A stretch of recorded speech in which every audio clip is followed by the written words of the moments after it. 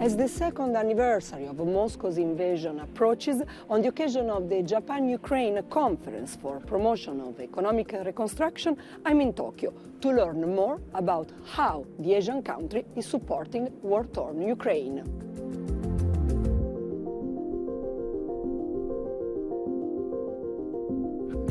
Japan is the perfect example of how to rise like a phoenix from the ashes.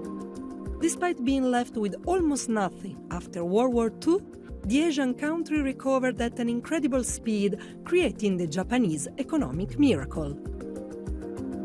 This resilience and know-how has since helped Japan recover quickly after major natural disasters. $7.6 billion in humanitarian, financial, recovery and reconstruction assistance has already been given to Ukraine, and another $4.5 billion recently pledged. Now the country is using its expertise and past experience to help rebuild Ukraine. One thing that our experience shows is that the resilience is much more than a material issue. It's not just a matter of fixing physical infrastructure. It's about harnessing the full capabilities of a society, its know-how, its social and cultural systems, and its people. Any successful recovery effort has to put people and society first. Japanese assistance is involved in various areas. One of those is the removal of debris. The Japan International Cooperation Agency coordinates the national government's official assistance to other countries. They have facilitated a visit for Ukrainian officials to Japan to gain insights into waste management. When the Tohoku earthquake and tsunami occurred, the government quickly established a national master plan. In just 3 years, they completed almost all debris management, with over 80% of waste recycled and only 26% of non-combustible waste disposed. This expertise can help with the rapid and proper disposal of the large amount of debris generated by Russia's military aggression in Ukraine. Here, at the composite material plant in Kashiva, the Ukrainian delegates can observe the intermediate treatment process for industrial waste and learn about Japan's disaster waste management and construction recycling systems. In Ukraine, there are huge amount of debris generated by the war. So we are thinking that our experience in quickly treatment of debris and the very high recycling rate could be a model for Ukraine to manage destruction waste. The big challenge for Kyiv is to dismantle destruction waste while the destruction is still ongoing. Організувати поводження з відходами від руйнувань можливо тільки на територіях, які вже є безпечними для людей. Спочатку проводиться розмінування територій, первинне очищення, і тільки після цього можна організувати управління з відходами. Several Japanese companies are investing in Ukraine's agriculture, energy, green metallurgy and construction industries to support the country's economic reconstruction.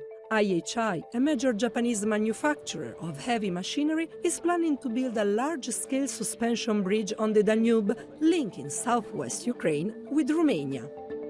It will look like the Braila Bridge, located 200 kilometers from Bucharest and completed by IHI last year. The purpose is to increasing connectivity between the Ukraine and the EU. Now, Poland is currently main EU route.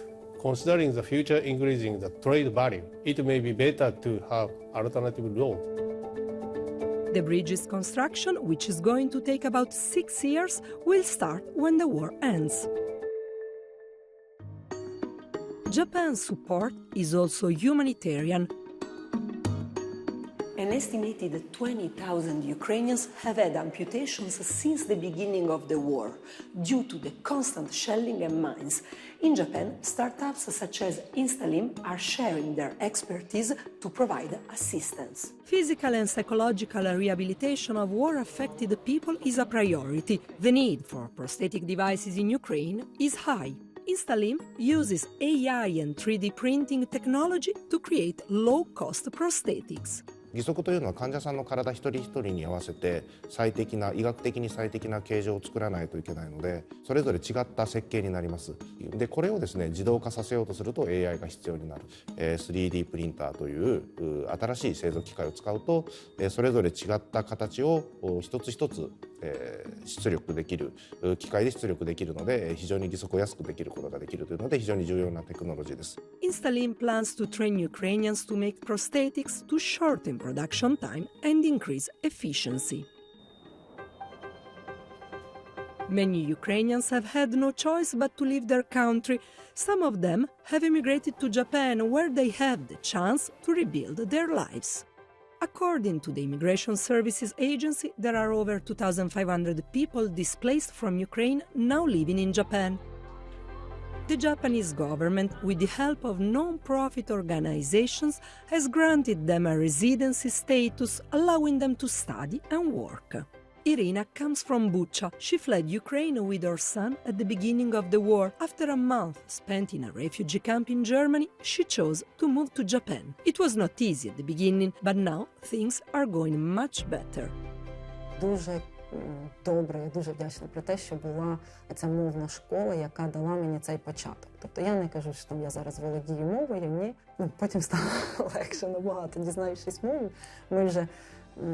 Мабуть, ми вже розслабились, поки ми почали звикати до культури. It's been almost 2 years since she arrived. She has a part-time job as a teacher at the Sunday school for Ukrainian children in Tokyo. The school was opened by the Krayani Association, supported by the Nippon Foundation, an NPO which helps Ukrainian evacuees with travel costs, living expenses and scholarships.